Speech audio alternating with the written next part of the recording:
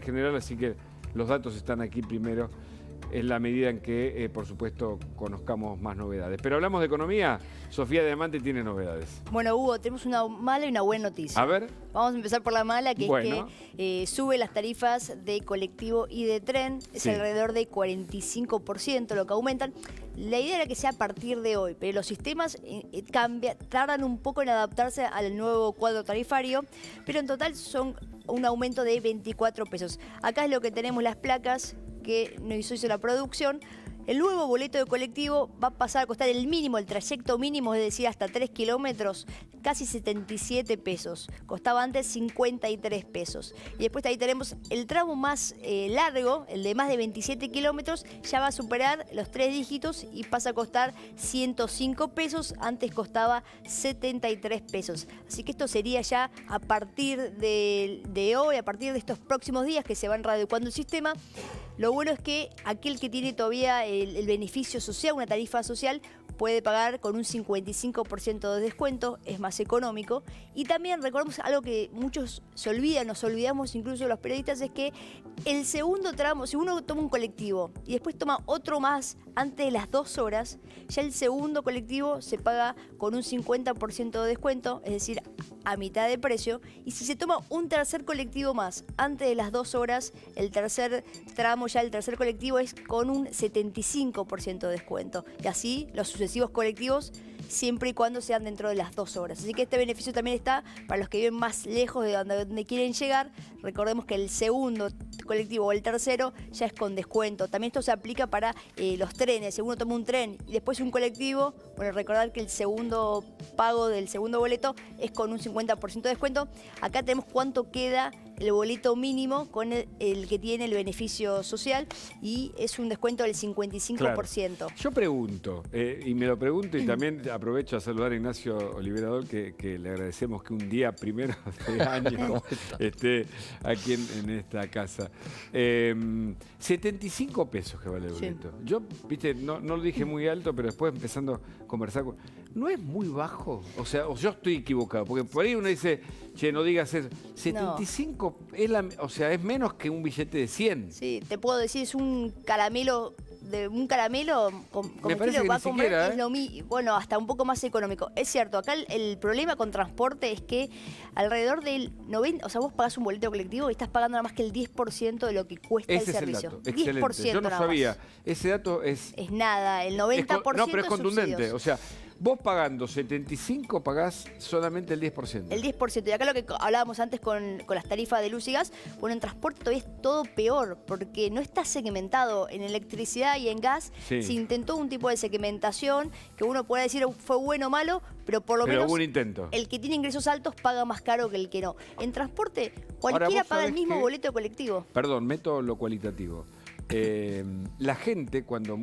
Viste, nosotros hablamos en general en las terminales con uno y con otro, en general está bancando pagar más, algo que yo no me recuerdo haber visto, porque se dan cuenta que, o sea, no es que van en contra de sí mismos, sino que era irrisorio el tema. Y te digo un dato más, también los que nos ven de fuera del área metropolitana van a decir, pero yo en Córdoba, en Rosario, ahí sí. pago casi 200 pesos el boleto colectivo. Claro. Nos van a escribir seguro, en Mar del Plata tengo entendido que es un poco más caro, entonces los porteños, en este caso sí pagamos muy barato el boleto colectivo.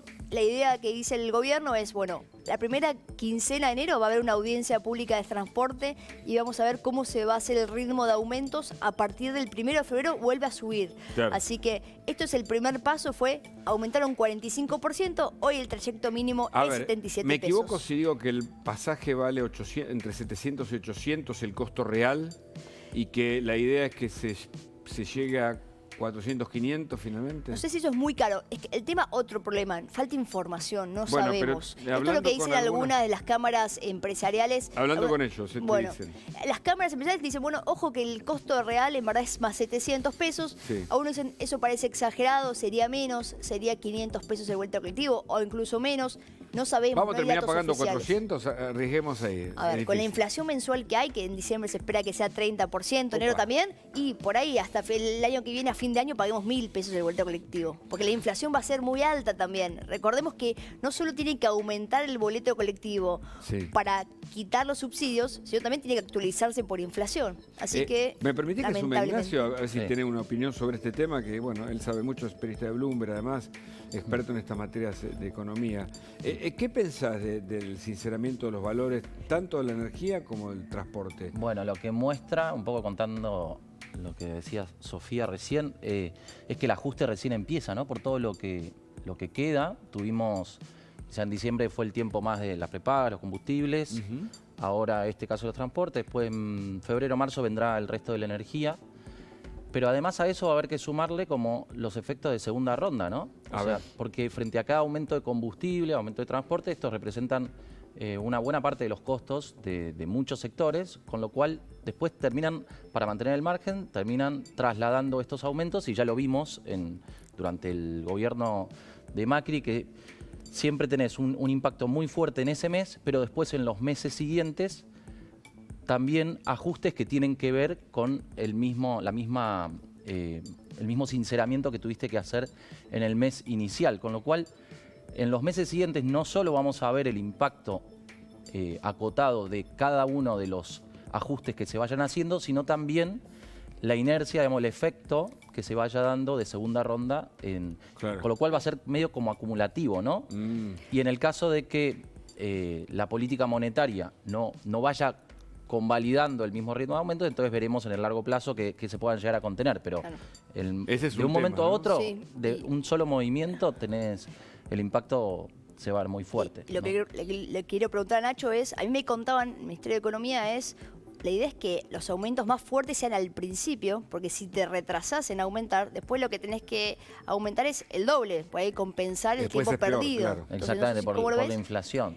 Y además hay que ver qué es lo que pasa también con el tipo de cambio oficial, que no lo sumé dentro de los factores, ¿no? En los próximos meses, si se empieza a quedar atrasado, porque bueno, hubo una sobrereacción del tipo de cambio muy fuerte que le dio algo de margen al gobierno, pero si la idea es mantener ese crawling peg que dijeron del 2% mensual y tenemos estos niveles Esa de inflación. devaluación, ¿no? Claro, un ajuste en el tipo de cambio de 2% sobre el tipo de cambio oficial, pero que obviamente va a quedar muy descompensado con respecto al efecto inflacionario que vamos a ir viendo en los próximos meses. Ya Sí. en solo 2 meses vas a tener 60%, con lo cual es muy fácil de ver que el tipo de cambio va a quedar bastante más atrasado de los niveles que tenía el 10 de diciembre. Ayúdenme, porque tanto Milei como el otro día Diana Mondino hablan de la B corta, ¿no? Que es una metáfora bastante usada para los economistas para hablar de la crisis, que la base de la B tiene que durar lo menos posible para arrancar.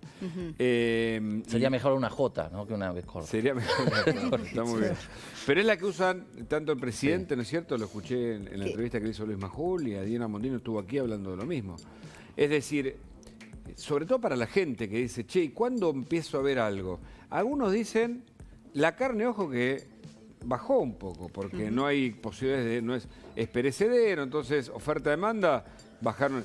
Ahora, es un pequeño dato, muy chiquitito, digo, ¿cuándo empezamos a saber algo? Si es posible decirlo también.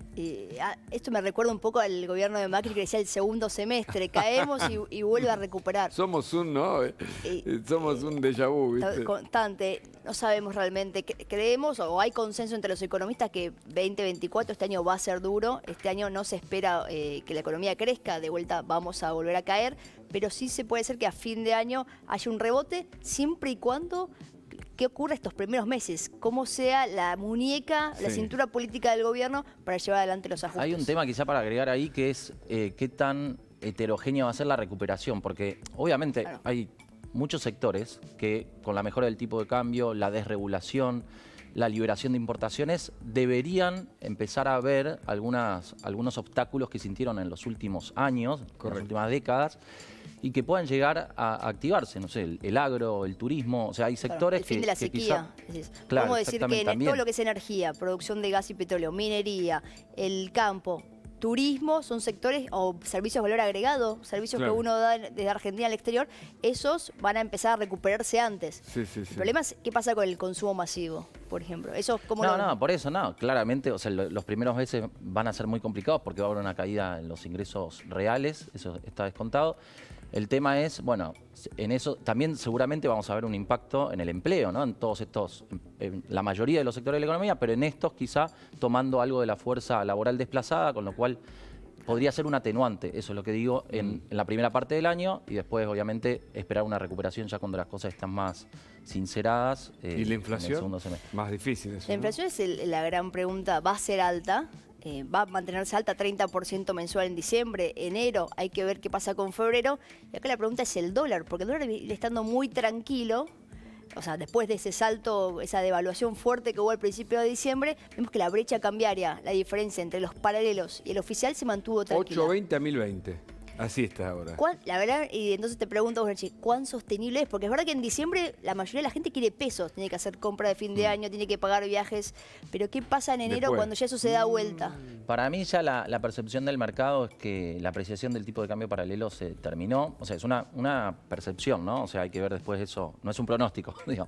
Pero la idea es que me parece como que el tipo de cambio paralelo se va a ver mucho más presionado en los próximos meses, ya cuando se empiecen a liberar, por ejemplo, una parte del acceso al mercado de cambios en cuanto a las importaciones. Viste que empezaron a dosificar Sí. la compra de importaciones y el 25% ya empieza a caer el 13 de enero, por ahí.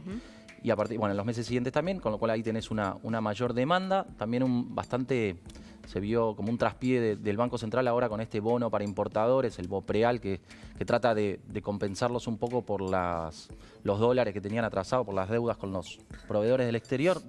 Lo que se vio es que colocaron muy poco, con lo cual hay muchos importadores que seguramente estén yendo al tipo de cambio paralelo, ¿no? Para Claro. pagarles a sus proveedores. Con lo cual hay muchos motivos para pensar después el tipo de cambio oficial que empieza a quedar atrasado con respecto a la inflación. Hay muchos motivos para pensar que la brecha se puede llegar a Y la tasa ampliar de en la primera interés, parte el del que año. nos escucha y se invierto en un plazo fijo, no, bajaron la tasa de interés Bueno, mucho el Banco Central. ese es ¿Crees el que la otro- vuelvan a subir en El enero? otro punto que llama mucho la atención, que es la parte, es como si el plan estuviera deshilachado, ¿no? Como es muy fuerte en la parte fiscal, ¿no? Sí.